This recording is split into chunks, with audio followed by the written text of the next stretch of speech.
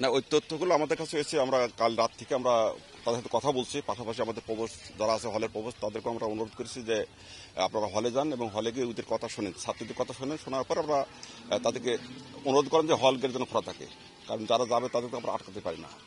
আর দ্বিতীয় কথা হচ্ছে, কেউ যদি হলে থাকে, অনেকে আছে যদি দূরে থাকে বা দূর দূরে থাকে, তাদের টিকিট বা পাওয়ার একটা সমস্যা থাকতে পারে। আমরা তো আজকে সারাদিন তাদেরকে আমরা সেই সুযোগটা দেব।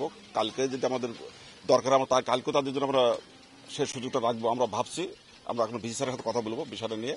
কিন্তু আমরা আমাদের জায়গা থেকে ভাবছি যে তাদের নিরাপত্তা রাখার জন্য যা যা করা দরকার আমরা সেটা করবো। এবং যদি একদিন দুদিন তাদের সময় লাগে, কারণ একসাথে সব শিক্ষা প্রতিষ্ঠান বন্ধ হয়েছে, হয়তো টিকিটের একটা ক্রাইসিস থাকতে পারে বা অনেকের একটা সমস্যা হতে পারে, সেই জায়গাতে আমরা একটা মানবিক বিশেষ করে মেয়েদের ব্যাপারে আমাদের এই জায়গাতে আমরা কাজ করছি। এবং আমরা বেশ কয়েকটা হলে গেছি, তারা আমাদের কথাগুলো শুনেছে এবং তারা এটা পজিটিভলি নিয়ে তারা আশ্বস্ত হয়েছে এবং তারা বলছে আমরা হল গেটে আর আমরা থাকছি না, আমরা যার খুশি চলে যাবে আর কি। আর প্রবোস্টর আছে, আমরা এই জায়গায় আমরা তাদের সাথে কথা বলেছি, আমরা মানে তাদের কথাতে আমরা আশ্বস্ত হয়েছি, তারাও আমাদের কথাতে আশ্বস্ত হয়েছে আর কি। বিশ্ববিদ্যালয় বন্ধ করে তো ক্ষতি হচ্ছেই, আমাদের যেমন অনেকের এক্সাম বন্ধ হয়ে আছে, তো ক্ষতি তো হচ্ছেই।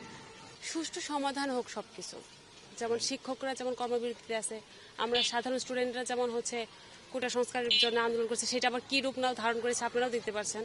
তো সবকিছু বন্ধ হোক, আমরা একটা শান্তশিষ্ট পরিবেশ চাই, আমরা পড়াশোনা করতে আসছি, পড়াশোনা করতে চাই।